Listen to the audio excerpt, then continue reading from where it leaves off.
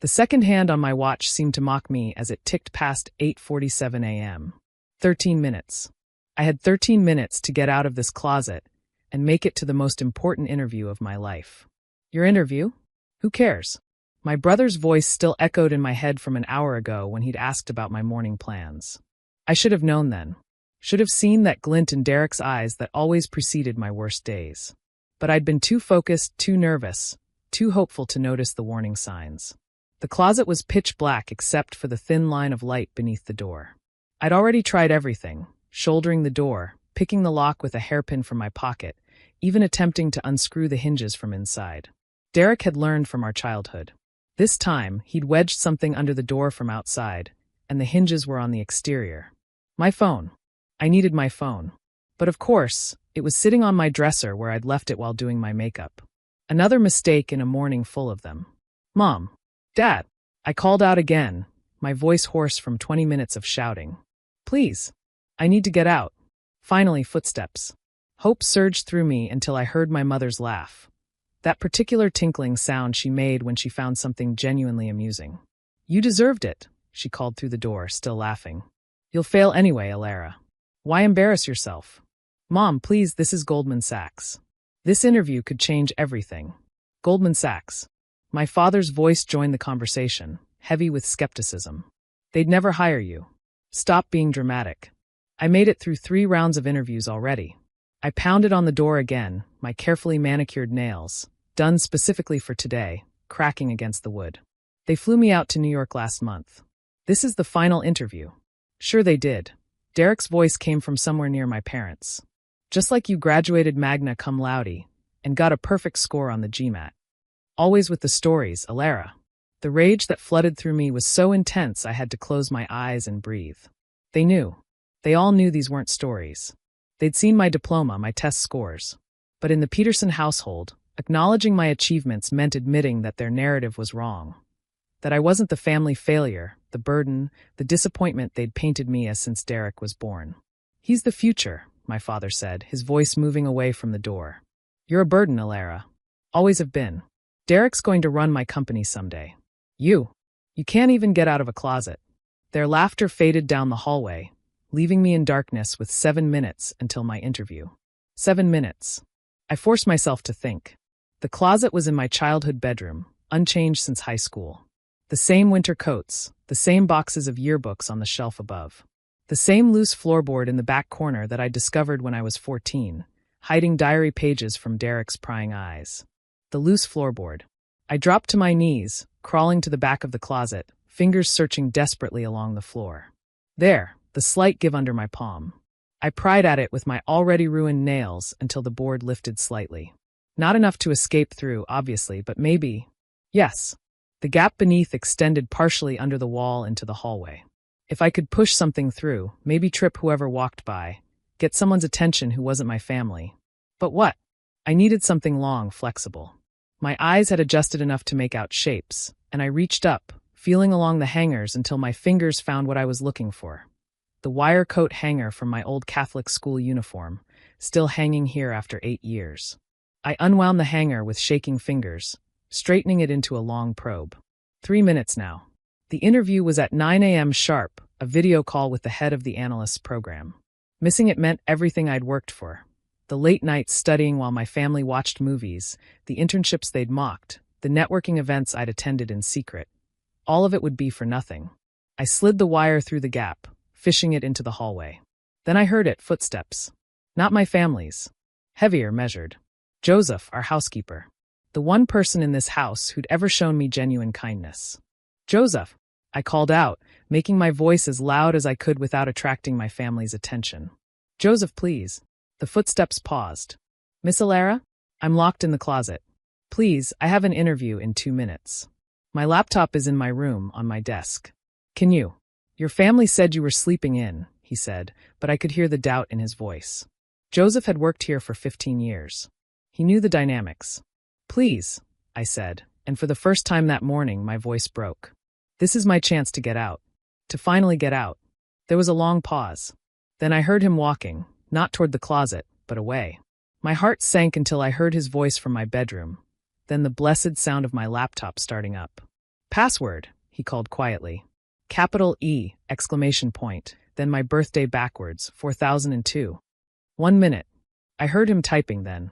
There's a meeting invite here, Miss Alara. Goldman Sachs. Yes. Can you join it for me?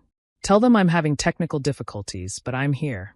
I'll do better than that, Joseph said, and I heard determination in his voice that I'd never heard before.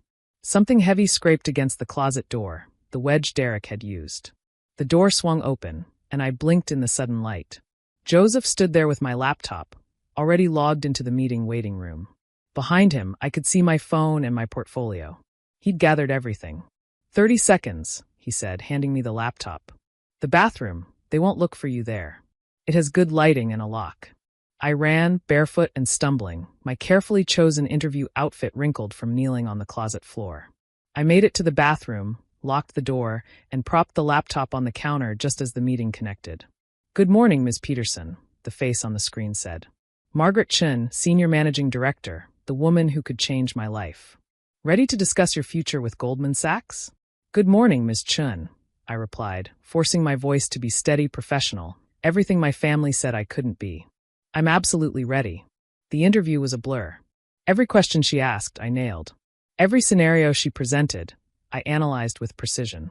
When she asked about challenges I'd overcome, I told her about putting myself through college while working 2 jobs, leaving out that my parents could have easily paid but chose not to. When she asked about my greatest strength, I said it was my ability to perform under pressure. And God, wasn't that the truth? 45 minutes later, she smiled. A real smile, not the polite professional one from the beginning of the call. Alara, she said, I'm going to do something unusual. Typically, we'd deliberate and call you within a week. But I've seen enough. The position is yours if you want it. $75,000 base salary, signing bonus of $15,000, full relocation assistance to New York. Can you start in 3 weeks? The bathroom door handle rattled.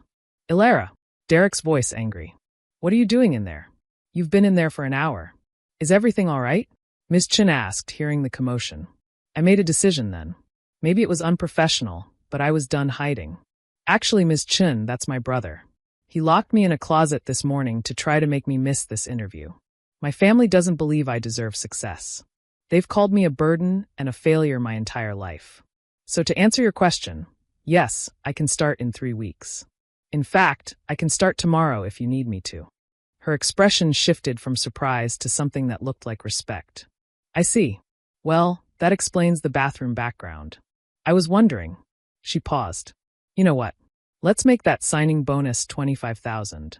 It sounds like you'll need to relocate quickly. And Alara? I've been where you are. Sometimes the biggest obstacle to success isn't the market or the competition. It's the people who should be supporting you. Email HR today, and we'll expedite everything. The call ended, and I sat on the bathroom floor, laptop still warm on my legs, trying to process what had just happened. I'd done it. I'd actually done it. The pounding on the door intensified. Open this door right now. I stood, smoothing my wrinkled skirt, and opened the door to face my brother. Behind him stood my parents, all 3 wearing matching expressions of anger. What were you doing in there? My mother demanded. Getting a job, I said simply. At Goldman Sachs. $75,000 a year to start, plus bonus. Derek laughed. Right. Just like you interviewed with them before. I pulled up the email that had already arrived on my phone, the official offer letter. I held it up so they could all see the Goldman Sachs letterhead, the salary, the start date. The silence stretched out like a living thing. That's... My mother started, then stopped. Impossible? I suggested. Something only Derek could achieve? Something a burden like me could never accomplish. My father's face had gone an interesting shade of purple. You'll fail. You'll be back in a week, begging. No, I said, cutting him off for the first time in my life. I won't be back at all. I walked past them to my room, where Joseph was standing with a suitcase he'd brought from the attic. I thought you might need this, he said quietly.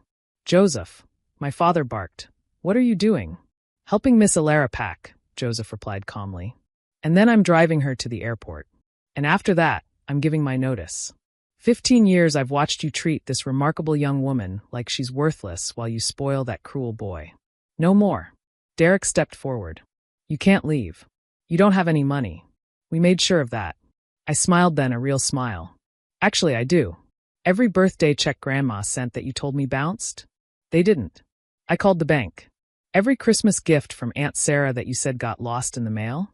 She sent them to my friend's house when I told her what was happening. I have enough saved for a deposit on an apartment and first month's rent. And in 3 weeks, I'll be making more than Derek does at Dad's company. That hit home. Derek's face went red. He'd been working for our father for 3 years, and I knew exactly what he made, $45,000 a year, which my father thought was generous for learning the business. If you leave, my mother said, her voice shaking, don't expect to come back for holidays. You won't be welcome here.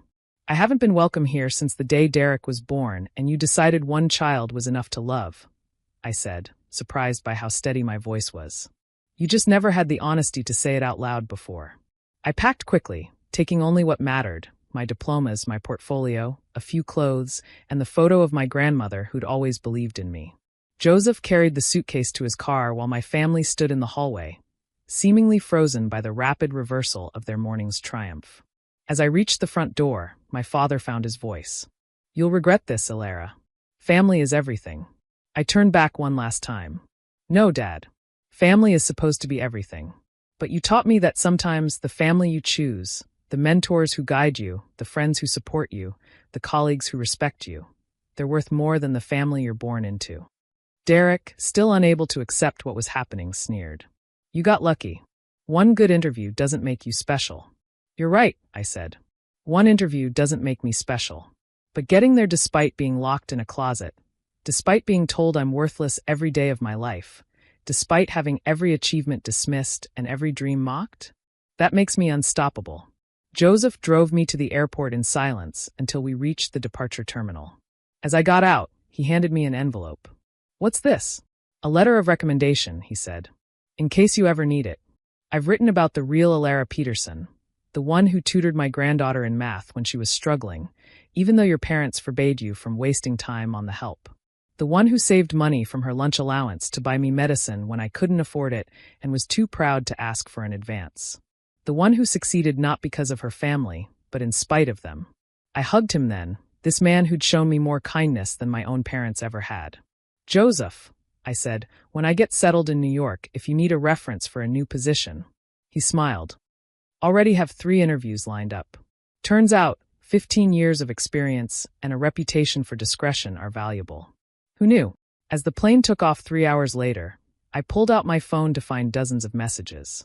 Some from my parents, threats and guilt trips I deleted without reading. But others from unexpected sources. My Aunt Sarah, who'd somehow already heard, offering her spare room if I needed it before my apartment was ready. A college professor who'd seen my LinkedIn update, congratulating me. My best friend from high school, who'd witnessed years of my family's treatment, sending a simple message. Finally. Fly free. The last message was from Ms. Chun at Goldman Sachs. Alara, I meant what I said about being where you are. My office door is always open if you need guidance, professional or otherwise. Looking forward to having you on the team. P.S. Anyone who can maintain that level of composure while being pounded on during an interview is exactly who we need in high-pressure situations. I leaned back in my seat, watching the city I'd grown up in disappear beneath the clouds. 23 years of being told I was nothing, of being locked in both literal and figurative closets, of being the family burden. But Derek was wrong about one thing. It wasn't luck that got me that interview. It wasn't luck that made me ace it despite everything. It was years of fighting to learn when they wouldn't teach me, fighting to grow when they tried to keep me small, fighting to dream when they told me I didn't deserve to. They'd locked me in a closet, thinking they were teaching me my place. Instead, they'd taught me how to break down doors. And I was never going to stop.